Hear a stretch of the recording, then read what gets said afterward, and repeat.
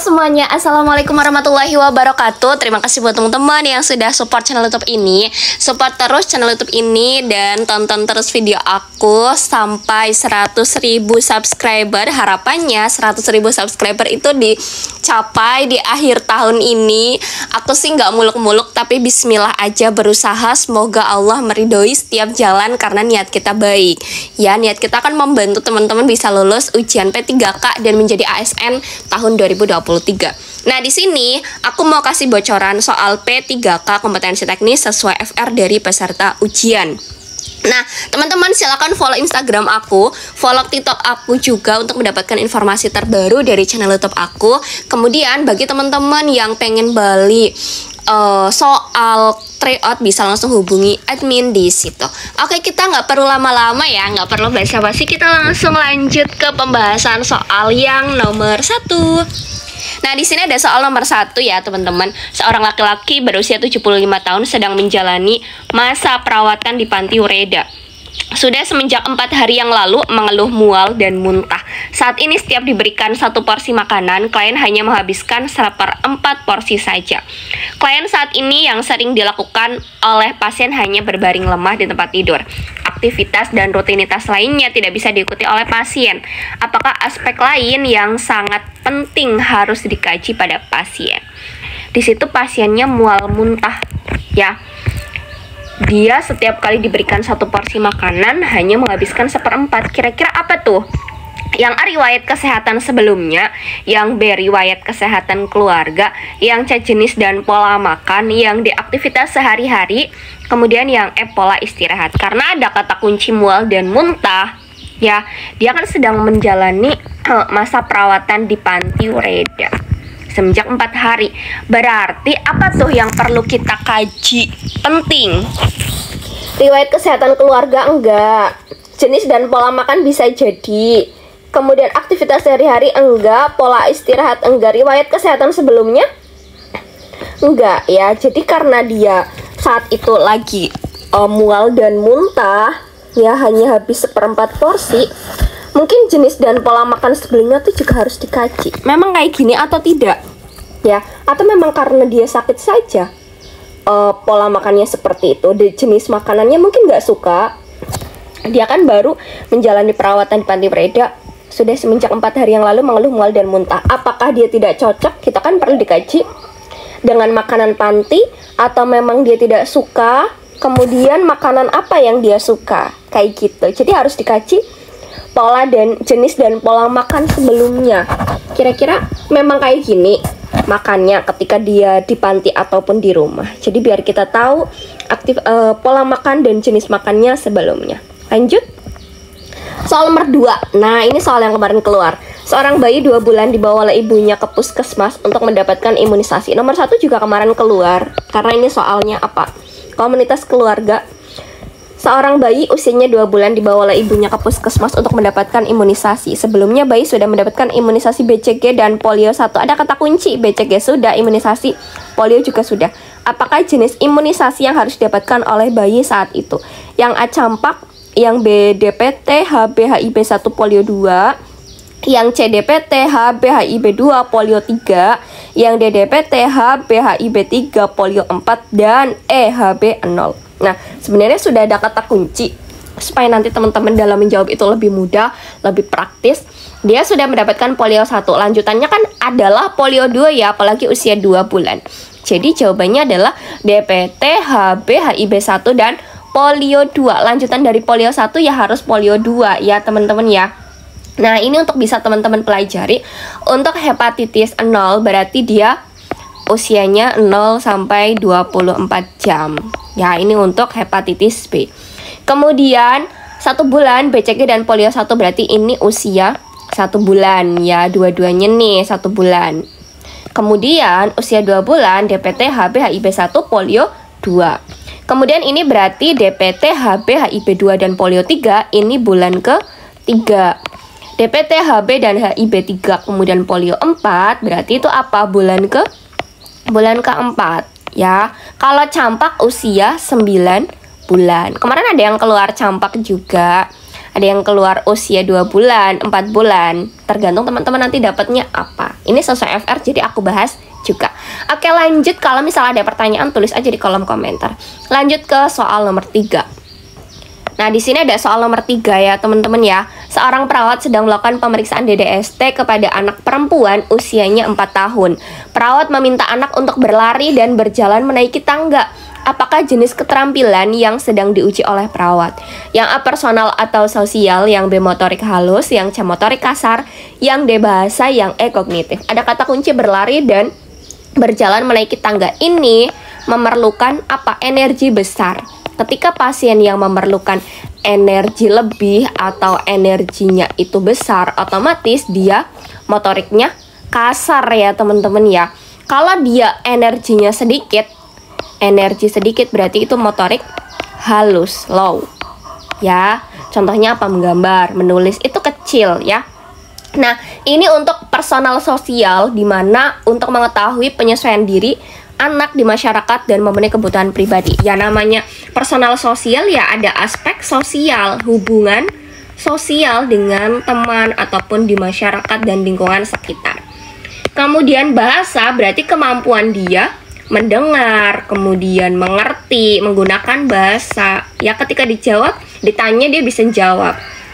Penggunaan bahasa yang benar, dia bisa nggak jawab dengan sopan.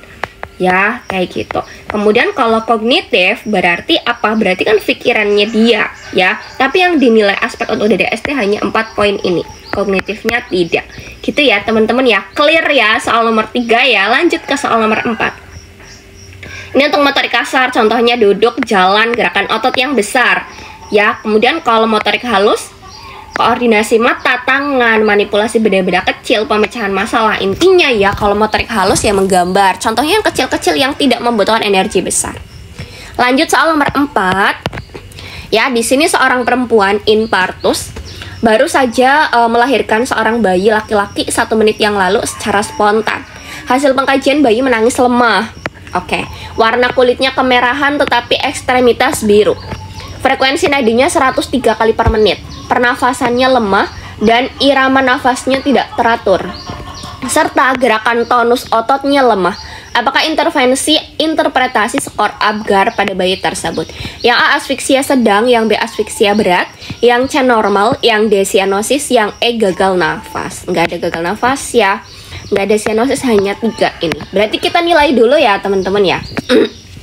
Oke, yang pertama dari warna tubuhnya atau warna kulitnya. Di situ warna kulitnya kemerahan tetapi ekstremitas biru. Berarti skornya 1 ya teman-teman ya. Tubuh kemerahan, ekstremitas biru, nilainya 1. Hanya nilainya 1. Kemudian kita lihat untuk detak jantungnya. Detak jantungnya pasien 103 di sini nadinya. Berarti dia lebih dari normal, lebih dari 100. Nilainya berarti 2. Ya. Oke, ini nilainya 2. Kemudian kita lihat untuk refleksnya. Di situ gerakannya gimana nih teman-teman? Tetapi ekstremitas biru oke. Refleks gerakannya di situ pernafasannya lemah, irama napas tidak teratur, serta gerakan tonus ototnya itu lemah. Ketika dia pasiennya gerakannya lemah, berarti masuknya di mana? Gerakannya sedikit, ini nilainya 1 refleksnya. Ya, oke. Kemudian untuk tonus ototnya, di situ ekstremitas biru, oke, warna kulit, oke. Di situ aktivitas tonus otot sedikit, ya, karena gerakannya kurang aktif, ini juga masuk ya, nilainya 1. Kemudian untuk respirasinya, usaha nafasnya, pernafasannya lemah, berarti nilainya 1 juga. Totalnya berapa? 1 tambah 2, 3, 4, 5, 6, nilainya 6. Kalau nilai 6 berarti asfiksia ringan sampai sedang, yang A. Clear ya teman-teman ya. Gampang ya teman-teman ya. Oke, gampang, mudah dipahami. Berarti kalau asfiksia sedang nilainya 4 sampai 6. Asfiksia berat berarti 0 sampai 3. Normal berarti harusnya lebih dari 7. Ya, clear. Lanjut soal nomor 5. Nah, di sini ada soal nomor 5. Keluarga perawat melakukan kunjungan rumah, ditemukan seorang pria 28 tahun sudah 1 bulan mengalami batuk yang sering, penurunan berat badan, dan mengeluhkan demam. Pria tersebut terlihat kurus dan seringkali meludah secara sembarangan. Keluarga mengatakan bahwa seminggu ini jika klien batuk disertai adanya darah, keluarga hanya memberikan obat yang dibeli di warung saja. Apakah tindakan perawat yang paling tepat? Yang A menganjurkan pemeriksaan sputum BTA, oke boleh. Yang B menganjurkan diet tinggi kalori protein, enggak. Melakukan pemeriksaan haid tutu, enggak. Melakukan kompres air hangat karena demam, karena dia demam, enggak. Karena dia sudah batuk, bukan demam yang utama. Mengajarkan cara batuk, enggak. Yang utama teman-teman lakukan, yang paling tepat, anjurkan dia untuk pemeriksaan BTA. Apakah pasiennya itu TBC, positif atau negatif? Karena dia di mana batuknya sudah sering, apalagi sudah sebulan, perlu untuk dikaji lebih lanjut. Benar nggak nih cek sputum aja? Oh, kalau misal dia sputumnya positif, pasti sudah tahu. Apalagi di sini nih, tanda-tandanya batuk, penurunan berat badan, mengeluh, demam, terlihat kurus, sering meludah. Biasanya pada pasien-pasien yang kayak gitu, ada batuk darah, itu mengindikasikan pasien TBC. Ya, jadi yang perlu kita lakukan adalah anjurkan untuk pemeriksaan BTA. Ya, oke. Gampang ya teman-teman ya. Lanjut ke soal nomor 6. Nah, di sini ada soal nomor 6. Stunting sedang menjadi permasalahan di berbagai daerah di Indonesia. Perawat puskesmas melakukan survei di sebuah desa yang menjadi wilayah kerjanya. Diperoleh data sejumlah balita 470 orang atau 29,1%. Diperoleh data 50% ibu yang memiliki baduta tidak memberikan ASI. Balita ini ya teman-teman ya, balita tidak memberikan ASINya kepada anaknya. Temuan di posyandu 12 bayi berat badannya berada dalam area pita kuning dan 3 bayi di bawah garis pita merah. Tinggi badan 15 anak ini pun lebih rendah dari balita lain yang seumuran. Apakah intervensi keperawatan komunitas? Nah, yang tepat untuk situasi di situ.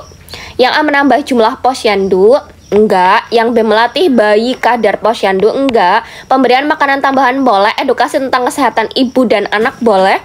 Yang E, edukasi kepada para ibu balita tentang gizi balita. Nah, ini yang paling tepat ya teman-teman ya. Gizi balita itu paling penting karena di situ apa? Didukung yang pertama, tidak memberikan ASI pada anaknya. Oke, berarti ibu nggak tahu dong kalau di situ itu termasuknya gizi pada balita. Yang utama kan ASI ibu. Kemudian yang kedua, di situ ada berat badannya kuning, 3 merah, ya 15 tingginya kurang. Berarti itu dari nutrisi anaknya kan kurang support. Otomatis bagaimana caranya kita memberikan edukasi kepada ibu supaya lebih aware terhadap apa kondisi anak yang sudah di bawah normal itu.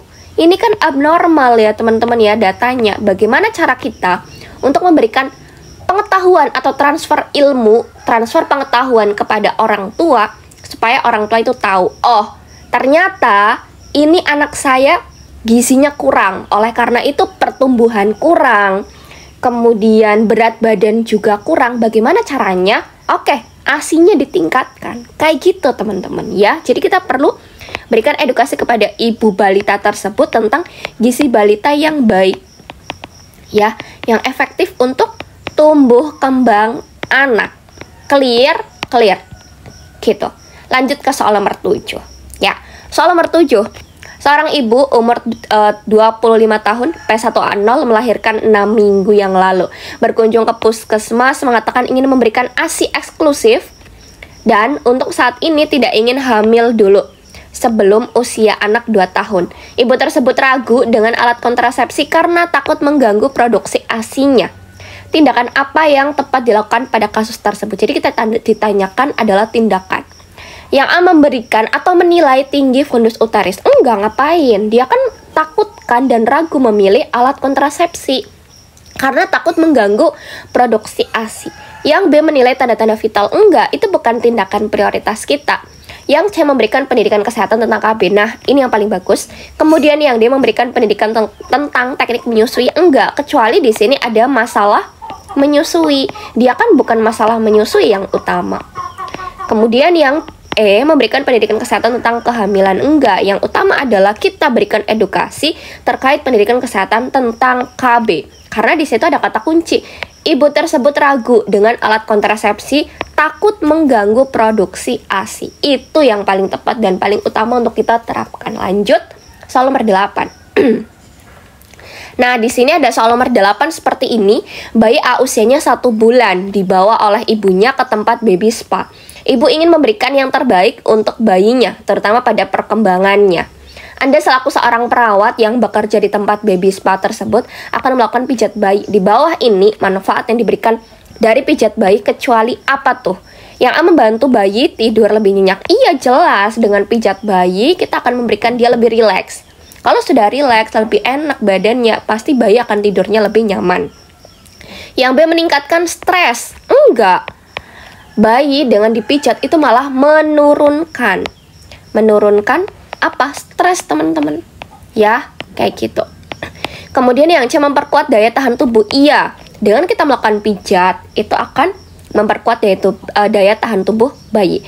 Kemudian yang D, menstimulasi tumbuh kembang bayi. Jelas, kita memberikan pijat, ada sentuhan dalam bayinya, itu akan meningkatkan tumbuh kembang bayi. Semakin sering disentuh bayinya, semakin dia perkembangannya lebih cepat. Kemudian yang E, memperlancar proses pencernaan. Iya, terutama kalau kita mempijit daerah perutnya. Elus-elus aja itu. Jadi akan memperlancar BAB-nya pasien. BAB bayi akan lancar. Ya, karena banyak sentuhan. Bayi kan gerakannya kurang ya. Miring-miringnya kurang, mobilisasinya. Oleh karena itu bagaimana caranya kita membantu dia untuk memperlancar proses pengeluaran EE-nya. Jadi jawaban yang paling tepat atau di situ karena kecuali jawabannya adalah yang B, meningkatkan stres pada bayi. Ya, clear. Soal nomor 9. Di sini ada soal seperti ini. Ada seorang pasien wanita berumur 24 tahun mengeluh mual dan muntah sejak 2 hari yang lalu. Tekanan darah 110/70, RR 20, nadinya 76, suhunya 36,5, GCS-nya E4, M6, V5. Berarti totalnya adalah 15. Pemberian warna label trias yang tepat. Jelas bukan merah. Merah yang diutamakan harus ABC-nya dulu. Kalau dia mengganggu dan tidak segera ditolong akan meninggal. Yang B itu masih bisa dinilai nanti. Tapi karena dia keluhan mual muntah karena sudah 2 hari, takutnya juga akan resiko dehidrasi. Jadi ini masuknya ke kuning. Kalau yang C, pasiennya itu normal semuanya. Vitalnya, TTV-nya itu normal. Dan dia mungkin cuma demam aja, pusing, dan yang lainnya itu bisa nih masuk ke hijau. Hitam pada pasien yang sudah meninggal. Ya, jadi jawabannya adalah yang B. Ini merupakan trias untuk pasien-pasien, bisa dilihat di situ ya. Kalau prioritas utama atau pada pasien yang merah, ini memerlukan pengobatan dengan segera. Karena dalam kondisi yang sangat kritis, jika itu ditunda akan menyebabkan meninggal. Biasanya pada pasien-pasien yang apa? Sumbatan jalan napas, kemudian dyspnea, pendarahan, shock, kemudian hilangnya kesadaran. Itu harus diutamakan. Kemudian kalau warna kuning, bila menunggu pengobatan. Jadi nanti gitu, nggak apa-apa. Pengobatan mereka dapat ditunda untuk beberapa jam.